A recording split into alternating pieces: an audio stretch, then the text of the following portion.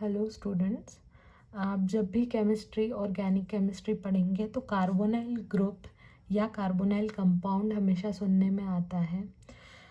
तो उसके बारे में हम आज बात करने वाले हैं। इसको आप कार्बोनाइल जो लिगैंड के फॉर्म में यूज़ होता है उसके साथ प्लीज़ कंफ्यूज मत करना। लिगैंड के फॉर्म में भी कार्बोनाइल यूज़ होता है जब कार्बन मोनोऑक्साइड यूज़ होता है। हम उसकी अभी बात नहीं कर रहे हैं, हम कार्बोनाइल ग्रुप की बात कर रहे हैं जो हम प्रॉपर ऑर्गेनिक केमिस्ट्री के अंदर पढ़ते हैं।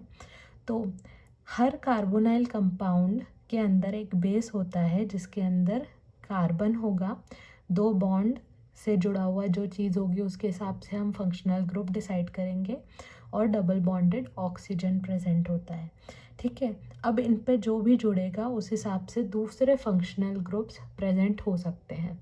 अब फंक्शनल ग्रुप एक्चुअली क्या होता है? जब हम अल्केन्स की बात करते हैं ऑर्गेनिक केमिस्ट्री के अंदर, मीथेन, इथेन, प्रोपेन, इनमें से हाइड्रोजन को हटा के अगर कोई ग्रुप लगता है तो उसे फंक्शनल ग्रुप कहा जाता है। ये वही फंक्शनल ग्रुप है जिनके अंदर सी डबल बॉन्ड ओ और दो बॉन्ड्स खाली प्रेजेंट होती हैं। ठीक है, तो अब देखते हैं इसको आगे। अगर सी डबल बॉन्ड ओ है, एक तरफ आर है एक तरफ एच है, तो एच तो आपको हाइड्रोजन पता है। आर क्या है? कोई भी मिथाइल, इथाइल, प्रोपाइल, ब्यूटाइल या इस तरीके के कोई अल्केन ग्रुप होगा। ठीक है, अब अल्केन ग्रुप को अल्काइल ग्रुप किस तरीके से कहा जाता है? अल्केन्स में से जब एक हाइड्रोजन निकाल लेते हैं, फॉर एग्जांपल मीथेन है, मीथेन होता है CH4, CH4 में से एक हाइड्रोजन निकालोगे तो CH3 बचेगा और एक बॉन्ड खाली बचेगी। वो बॉन्ड अगर ये इसके साथ बनाता है तो इसको हम बोलते हैं एल्डिहाइड, RCHO, जहाँ पे R क्या है? अल्काइल ग्रुप है।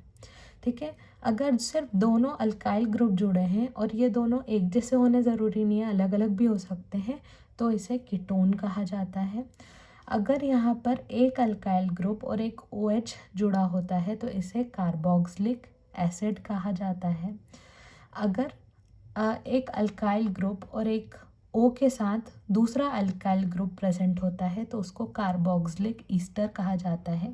अब यहाँ पे पॉइंट नोट करने की बात यह है कि ये अल्काइल ग्रुप्स दोनों एक जैसे भी हो सकते हैं और अलग अलग भी हो सकते हैं। हमने इसे डैश से इसीलिए रिप्रेजेंट किया है ताकि ये दोनों को हम आइडेंटिफाई कर सकें। अब RCOX, जब यहाँ पे अल्काइल ग्रुप होगा और X होता है halide, halogen groups. Halogen group में कौन कौन आ जाता है? हेलोजन ग्रुप में आता है फ्लोरीन, क्लोरीन, ब्रोमीन, आयोडीन। ठीक है, तो वो इसकी जगह होंगे तो इसको एसाइल हैलाइड ग्रुप कहा जाएगा। ठीक है, एसिड एनहाइड्राइड के अंदर क्या होता है? दो कार्बोनाइल ग्रुप का जो सी डबल बॉन्ड ओ है वो प्रेजेंट है, बीच में भी एक ऑक्सीजन है और दोनों तरफ अल्काइल ग्रुप्स प्रेजेंट हैं। ठीक है, इसके बाद इनोन।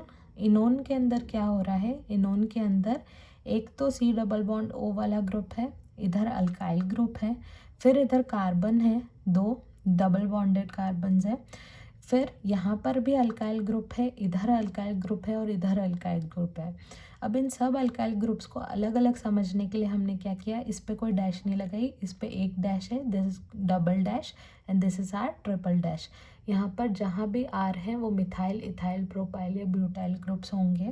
ठीक है, तो इसको हम लिख कैसे रहे हैं? यहाँ से शुरू करते हैं, RC, इसका O ब्रैकेट में, देन दिस C, इस पे जुड़ा हुआ R dash, then this C, और फिर R double dash and R triple dash.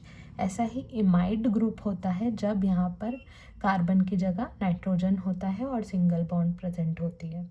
ठीक है, बट यहाँ पर क्या है? डबल बॉन्डेड ऑक्सीजन एक ही था, इधर अल्काइल ग्रुप था, इधर दो डबल बॉन्डेड ऑक्सीजन दिखाई दे रहे हैं आपको, नाइट्रोजन दिखाई दे रहा है और अल्काइल ग्रुप्स हैं R dash, R double dash.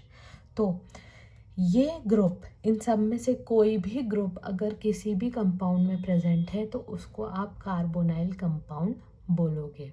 ठीक है, और इन सारे ग्रुप्स को कार्बोनाइल फंक्शनल ग्रुप्स बोल सकते हैं आप। तो इस तरीके से कार्बोनाइल कंपाउंड्स को डिफाइन किया जाता है। Thank you.